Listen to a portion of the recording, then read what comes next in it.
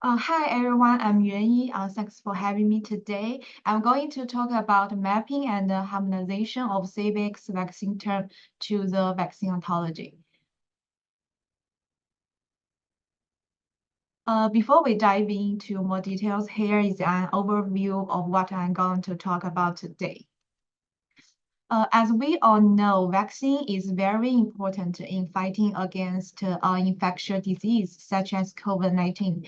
So a large amount of vaccine-related EHR data have been produced. OMOP CDM has become increasingly important in handling these vaccine-related EHR data. So what is OMOP CDM? Here, before we start, I want to give a brief introduction of OMOP CDM. OMOP CDM is short for Observational Medical Outcome Partnership Common Data Model. It's a widely used open community data standard model from the OHDSI community. So for our researchers working with EHR data, it should be quite familiar. This model promotes the standardization of structure and content of observational data to enable efficient data analysis. It can also be used to integrate heterogeneous vaccine-related data from different data sources. As shown in figure on the left side of this slide, this model is composed of several components, but today we will only focus on the standardized vocabulary. Standard vocabulary of OMOP CDM reuses many standard vocabulary, including terminology and ontology. Now I want to provide more detail about the terminology and ontology related to vaccine in this CDM. For example, the CVX code. CVX is a product of CDC. Is widely used for EHR data integration and analysis. For example, the VARS, the adverse event of vaccine analysis system use CVX to classify vaccine.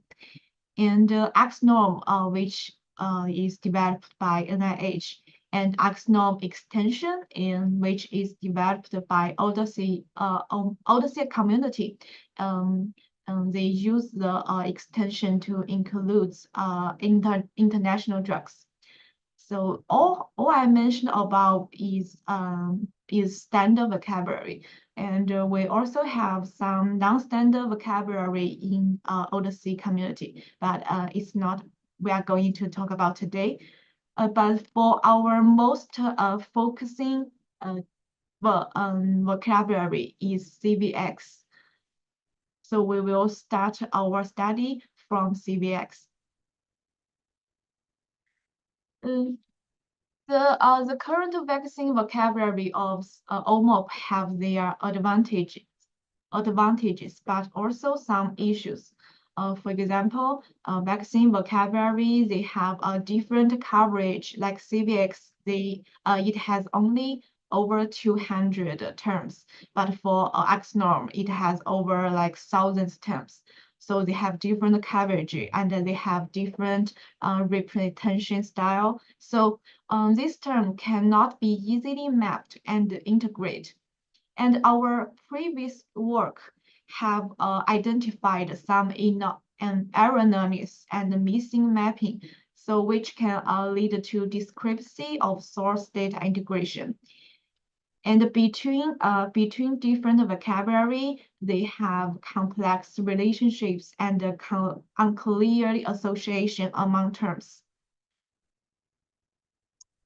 Here, I want to introduce the vaccine ontology as a solution to solve all of this problem. Vaccine ontology provides us some systematic ontological representation of vaccine at different stage, like clinical trial stage, like a research stage, and vaccine ontology provides exact and comprehensive mapping to solve this missing and wrong mapping. Most importantly, vaccine ontology can be used to map, align, and build stronger semantic relations among terms. So our OHDSI vocabulary group of vaccine ontology proposed that vaccine ontology can be used as a solution to solve all these problems. And here I want to give more introduction of vaccine ontology. First of all, vaccine ontology also includes vaccine components like vaccine antigen, vaccine adjuvants, and their internal relations. And vaccine VO is also a member of the Open Biological and Biomedical Ontology Foundry Ontology Library. And it served as a reference ontology in the domain of vaccinology. And VO can support interoperability, ensure consistent communication across different health systems, and facilitate effective ontology-based data analysis. Here is a simple workflow to show our method. For this study, our main purpose is to perform a comprehensive mapping between CVX and VO. To achieve this goal, we designed the two-part approach to do it. First, we do the manual part, and included collect and classify CVX term and some high-level design and VO updating for the and we also developed a semi-automatic mapping method to help manual mapping because we all know the manual mapping is time-consuming and labor-intensive. I will give more detail of these specific steps in this coming slide. For the manual part, first we extracted the CVX term from the website. Since the CVX code are only it's just a single list of several codes. So we classified them based on their target disease or causing pathogen. And to support the CVX VO mapping, we updated the VO with 3 specific CVX annotation. CVX code, CVX phoneme, CVX short description.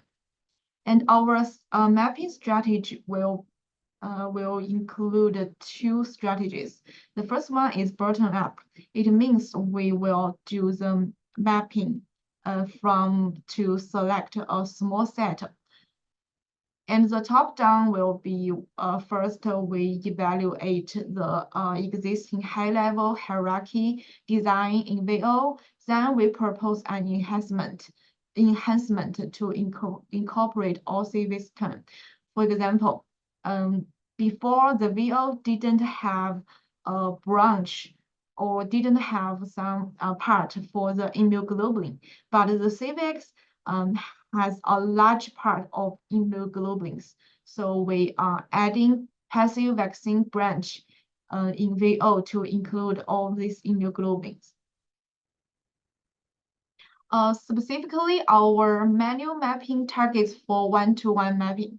So if no exact mapping in VO, then we will add a new term to map to it.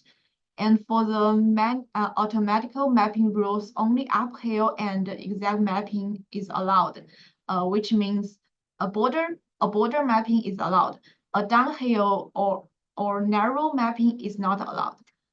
So here is an example for our mapping rules.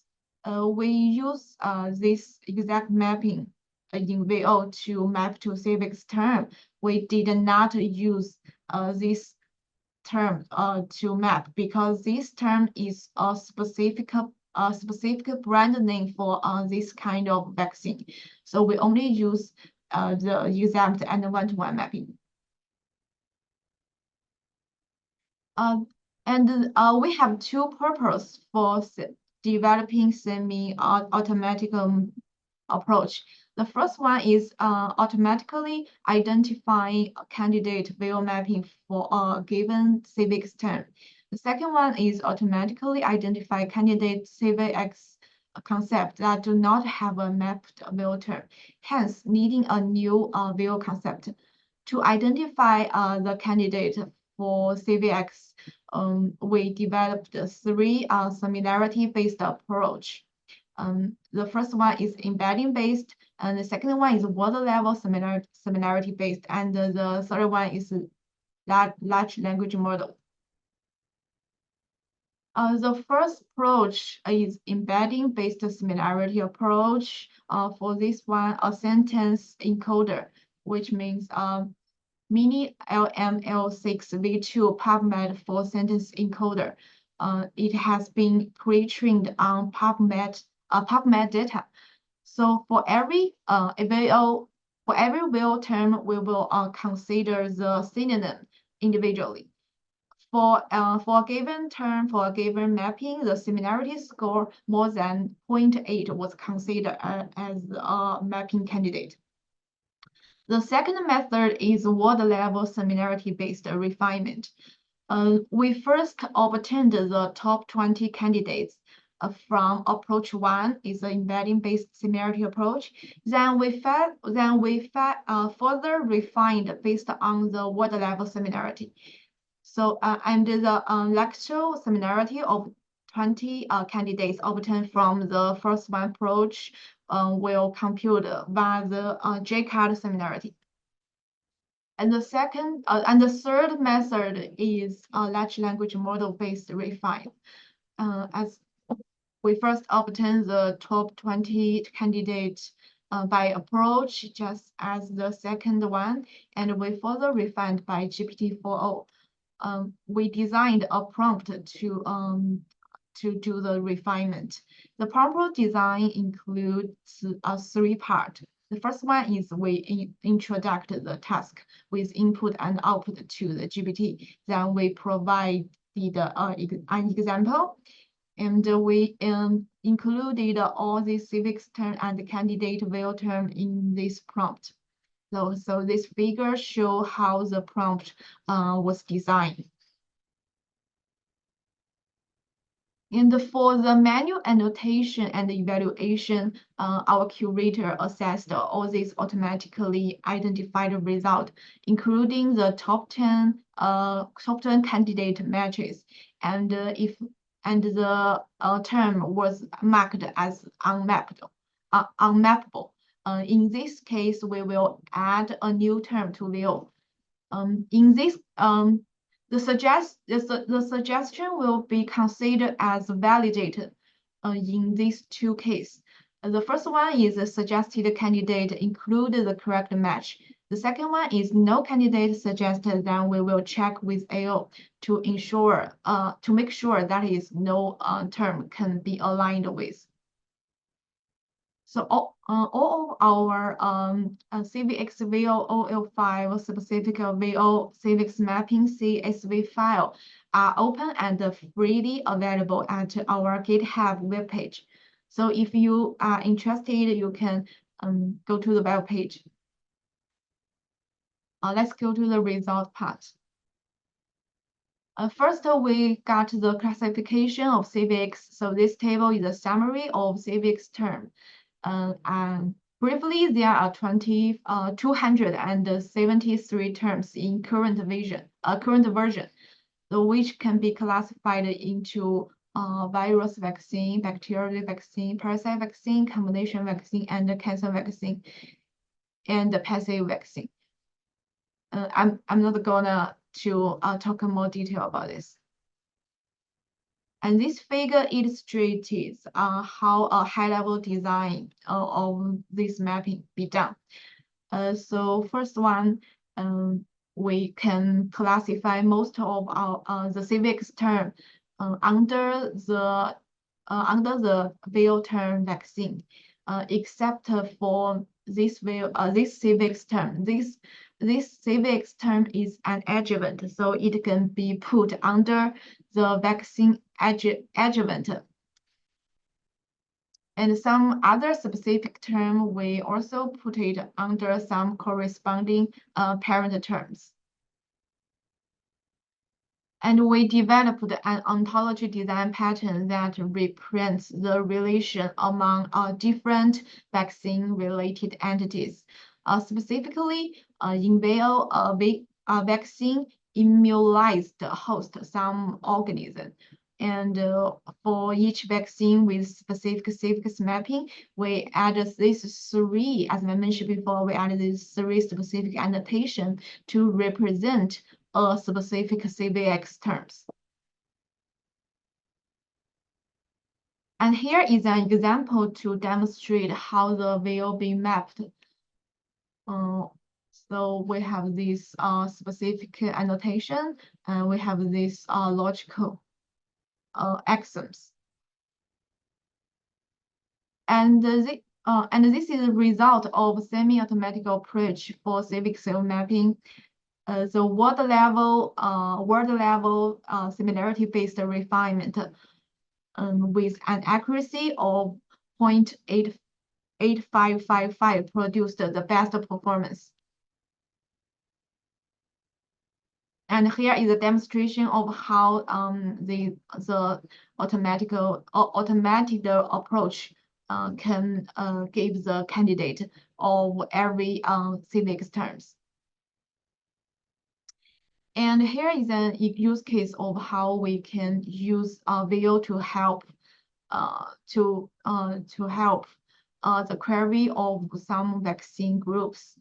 We use this DL query, and in total we have found 4 specific H1N1 influenza, which can be identified using our DL query. Similarly, we can also use Sparkle to perform such a query, but we didn't show it because of the limited room. So such sample can show how we can use semantic-based ontology to support CVX ontologization and various use case.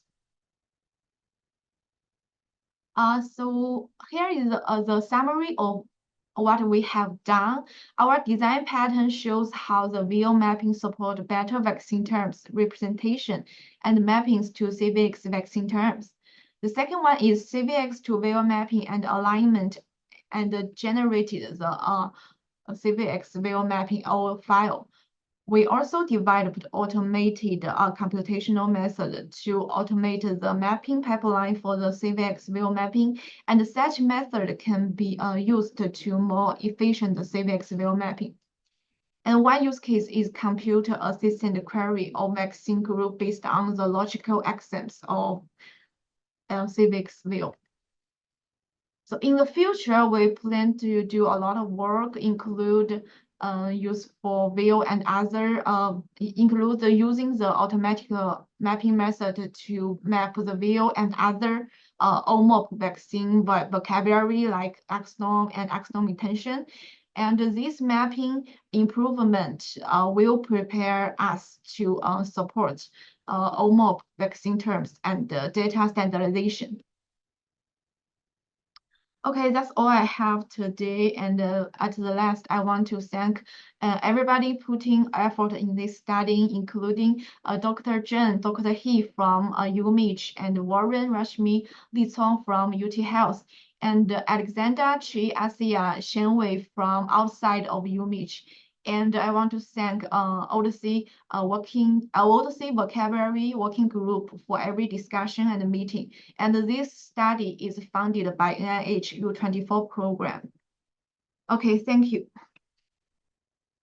Great. Okay, good talk. So any questions, comments?